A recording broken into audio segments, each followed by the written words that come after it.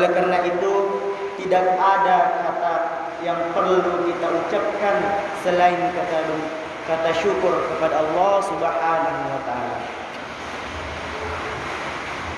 Sebab segala sesuatu yang kita dapatkan hari ini semua datangnya dari Allah Subhanahu wa taala. Begitupun dalam menjalani kehidupan di dunia ini, perlu ada kiat-kiat untuk menjalaninya dengan baik agar kita tidak tersesat dalam jurang-jurang yang ada di dunia ini.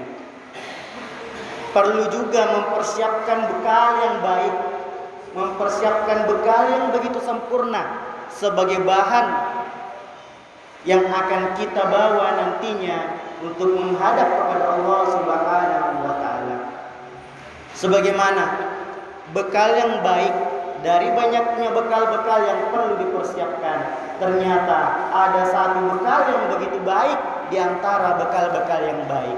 Sebagaimana dalam firman Allah Subhanahu wa taala dalam Quran surah Al-Baqarah, "Wa tadawwadu fa inna khairadz zadi taqwa." Berbekallah kamu, sebaik-baik bekal adalah takwa. Yang mana yang dimaksud sebagai takwa? Takwa secara sederhana adalah menjalankan segala perintah Allah dan menjauhi segala larangannya. Tapi ada hal yang perlu digarisbawahi.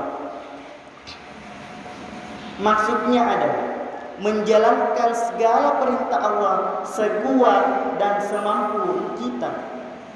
Jangan melaksanakan sesuatu yang tidak mampu secara fisik maupun secara psikologi, atau fisik maupun secara finansial. Sebab ketika kita melakukan sesuatu, walaupun itu dalam bentuk amalan sekalipun, itu di luar dari kemampuan finansial kita, maka itu akan berdampak secara sosial terhadap hidup kita di dunia ini. Masyiral muslimin, jamaah Jumat yang dirahmati oleh Allah Subhanahu wa taala. Hal demikian juga yang telah disampaikan oleh Allah Subhanahu wa taala melalui firman-Nya dalam Quran surah Al-Hasyr ayat 18. Ya ayyuhalladzina amanu taqullaha wal tanzur nafsum ma qaddamat lighad wattaqullaha innallaha khabirum bima ta'malun. Ya ayyuhalladzina amanu taqullaha, wahai orang-orang yang beriman, bertakwalah kepada Allah Subhanahu wa taala.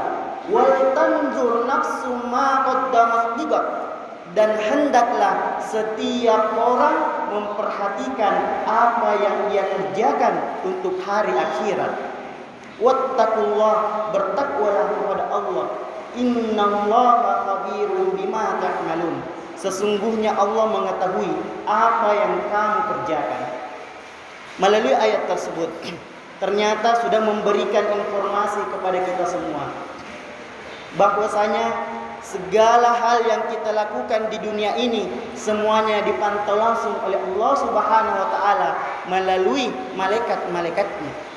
Ketika di dunia ini orang memantau sudah menggunakan CCTV. Terkadang CCTV masih ada sistem manipulasi karena datanya atau videonya atau filenya masih bisa dihapus. Tapi ini sudah sangat jelas ketika apa yang kita kerjakan di dunia sudah tercatat oleh Allah Subhanahu wa taala. Dan Allah pun mengetahui segala hal yang kita kerjakan di dunia ini. Walaupun kita sembunyi, walaupun kita di mana, pasti Allah mengetahuinya karena Dialah yang Maha Besar yang telah menciptakan kita sebagai makhluk beserta segala hal yang ada di dunia ini. Masyiral muslimin, jamaah Jumat yang dirahmati Allah Subhanahu wa taala. Oleh karena itu, tiada kata yang sebaik-baik kita ucapkan selain dari kata alhamdulillah. Mengapa? Karena alhamdulillah ini sudah mewakili bentuk rasa syukur kita kepada Allah Subhanahu wa taala. Sebagaimana Imam Al-Ghazali, seorang sufi, telah membagi bentuk syukur itu menjadi 4 hal. Yang pertama adalah bersyukur melalui aktivitas lisan. Yang mana yang dimaksud bersyukur melalui aktivitas lisan? Yaitu ketika seseorang mendapatkan nikmat dari Allah Subhanahu wa taala, baik itu yang ia dapatkan secara langsung atau yang ia dapatkan melalui perantaranya sesama manusia, maka hendaklah ia menggunakan alhamdulillah. Segala nikmat yang ia dapatkan sudah sepantasnya mengucapkan kata alhamdulillah.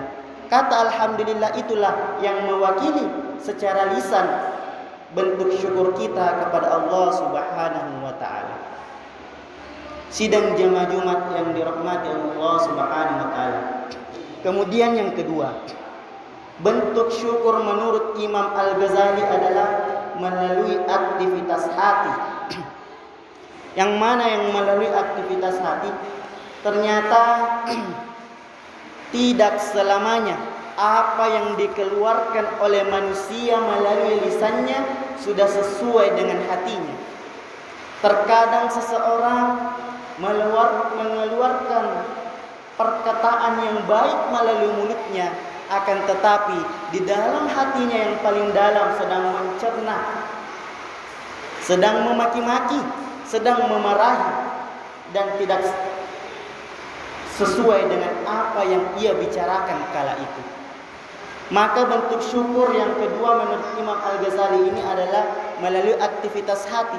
Perlu ada penyatuan antara lisan dan hati. Walaupun hati pada dasarnya hanya kita yang mengetahui beserta dengan Allah Subhanahu wa taala, tapi itu sangat berpengaruh terhadap kesehatan, sangat berpengaruh terhadap diri kita. Maka segala sesuatu yang kita ucapkan maka hendaklah disesuaikan dengan apa isi hati kita. Ma'asyiral muslimin, jamaah Jumat yang dirahmati oleh Allah Subhanahu wa taala. Kemudian selanjutnya, menurut Imam Al-Ghazali, bentuk rasa syukur kita yang ketiga adalah melalui aktivitas fisik. Aktivitas fisik atau perbuatan. Banyak orang yang tidak sadar akan keberadaannya, yang menganggap hanya dirinya lah yang pantas hidup, sehingga ketika melihat seseorang yang membutuhkan pertolongannya, ia tidak menolongnya.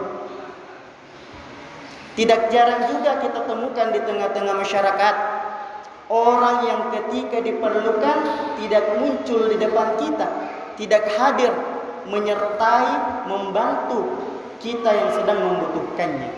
Akan tetapi sebaliknya, ketika nantinya, ketika kelak ia yang membutuhkan kita, maka ia datang secara pribadi memanggil kita untuk meminta bantuan melalui aktivitas fisik dan perbuatan. Mengapa demikian?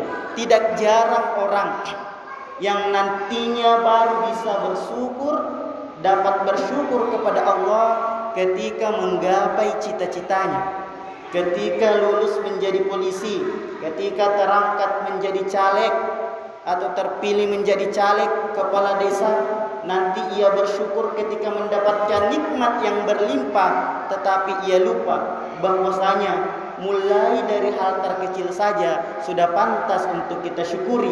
Karena mengapa? Allah masih memberikan umur yang panjang kepada kita. Itulah hal yang terkecil yang dapat kita syukuri. Kemudian selanjutnya jamaah yang dirahmati Allah Subhanahu wa taala, menurut Imam Al-Ghazali adalah yang keempat, melalui aktivitas menjaga nikmat yang telah diberikan. Apa yang dimaksud dengan menjaga nikmat? Kita pahami secara bersama bahwasanya nikmat Allah itu secara khusus sudah ada dalam diri kita. Baik itu telinga, baik itu mata, baik itu udara yang ada di sekeliling kita, baik itu tangan dan kaki yang ia berikan kepada kita. Maka ketika kita bersyukur kepada Allah Subhanahu wa taala, segala fisik yang diberikan oleh Allah Subhanahu wa taala kita jaga dengan baik. Dijaga dengan baik, menjaga kesehatan dengan baik. Apalagi saat ini adalah masuk dalam musim pancaroba, perubahan cuaca, di mana beberapa minggu ini masyarakat se-Kabupaten Bone, bahkan se-Indonesia itu terkena penyakit flu, demam tinggi. Jadi perlu untuk dijaga fisik kita. Ketika terkena penyakit, maka perlu untuk berobat. Baik berobat langsung kepada medis atau berobat sendiri di rumah melalui tumbuh-tumbuhan yang alami. Itu semua adalah bentuk rasa syukur kita kepada Allah Subhanahu wa taala. Masyarul muslimin, jamaah Jumat yang dirahmati oleh Allah Subhanahu wa taala. Mengapa syukur itu begitu penting? Sebab barang siapa yang bersyukur, maka Allah akan menambahkan nikmatnya. Maka itulah perlu untuk senantiasa bersyukur atas segala nikmat yang diberikan oleh Allah Subhanahu wa taala. Sidang jamaah Jumat yang dirahmati oleh Allah Subhanahu wa taala. Sebagai kesimpulan, syukur yang terbesar itu bukan karena umur yang panjang yang diberikan oleh Allah. Syukur yang terbesar itu bukan karena kita menggapai cita-cita kita, bukan karena kita memiliki usaha yang banyak, memiliki keturunan yang banyak, sudah mampu mendirikan masjid, sudah mampu mendirikan panti asuhan, sudah mampu mendirikan madrasah. Bukan itu syukur yang terbesar. Tapi apa? Ketika Allah Subhanahu wa taala telah memberikan nikmat kepada kita yang begitu banyak, yang begitu berlimpah, kekuasaan, kekayaan yang Ia berikan, akan tetapi kita masih taat dan tunduk dan patuh kepada Allah Subhanahu wa taala, maka itulah nikmat yang terbesar yang kita miliki. Sebab tidak banyak orang yang bisa melalui nikmat ini, yang bisa menjaga apa yang telah dititipkan oleh Allah. Banyak orang yang ketika masanya suram, ketika perekonomiannya melemah, ia taat kepada Allah. Akan tetapi ketika ia mendapatkan nikmat yang berlimpah, ia sibuk dengan pekerjaannya, ia sibuk dengan segala aktivitasnya, sehingga ia lupa tunduk dan patuh kepada Allah Subhanahu wa taala, menjalankan segala amalan-amalan yang selama ini ia laksanakan. Akan tetapi karena nikmat yang begitu besar, sehingga ia lupa akan dirinya. Begitupun dalam bersyukur. Bersyukur itu menurut Imam Al-Ghazali ada 4. Yang pertama adalah melalui aktivitas lisan, melalui aktivitas hati, dan yang ketiga adalah melalui aktivitas fisik atau perbuatan, dan yang keempat adalah menjaga nikmat yang diberikan oleh Allah Subhanahu wa taala.